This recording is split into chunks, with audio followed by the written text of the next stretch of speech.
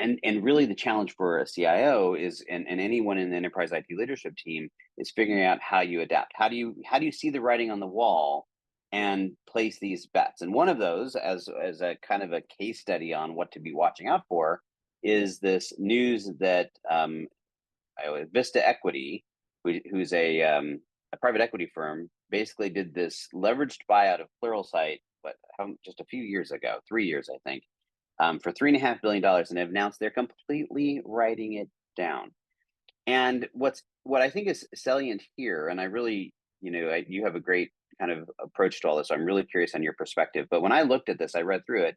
What was really hard for me, and for me, the wake up call as an enterprise IT kind of mindset person, was that the foundation. I mean, Pluralsight is under threat with AI and its change. I think it's impacting, or potentially is going to impact, some of the core business. But the real issue here was the leveraged buyout mechanism, that they did this buyout at a time where interest rates were low, and then interest rates spiked, and suddenly they couldn't service the debt, and this whole thing sort of imploded. But it wasn't really the core of the business that was the issue. And for me, the wake up call was, as an enterprise IT buyer, you're used to doing due diligence, but that isn't one of the things you would typically look at, right? You're looking at, hey, are these guys aligned to my vision, and all this other stuff. And that was like, wow, this could have this massive impact that has nothing to do with sort of that core. So I don't know, what was your read on this particular news?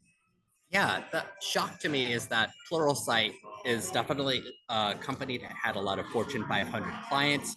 It was seen as a core company to be able to upskill tech employees. When they were bought by private equity, they had 400 million a year in annual revenue, and yeah, they were losing about 100 million a year. But honestly, I've seen a lot worse from VC-backed companies.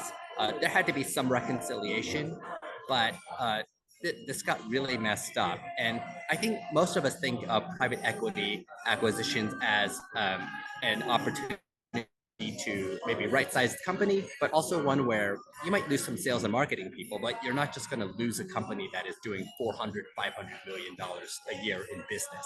So this is a warning that that's not necessarily the case.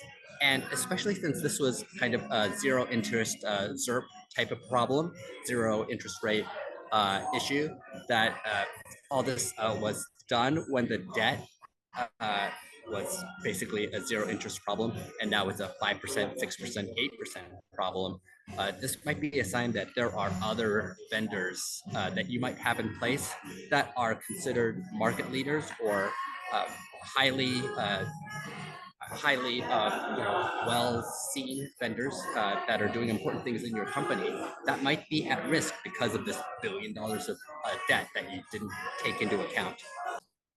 Yeah, it will be interesting to see as this continues, because the part that I find, all of those issues aside, the part that I struggle with a little bit is why the complete write down. And I'm not a finance guy, so maybe I just am not getting it. But I to me, it does speak to the other side of this coin, and that is that I think there is probably some very real threat to Pluralsight, insofar as we're in a period of so much change. We talked about AI and AI agents getting very smart. Well, one of the areas that it's impacting the greatest amount, ironically enough, is in coding, which is a lot of what Pluralsight is all about, is teaching people how to code, and that side of it. And so I think there's this sense that there's this really looming threat about it, but it was still very shocking to me. And so I do wonder if there's going to be some other news that comes out around it that maybe we aren't hearing right now.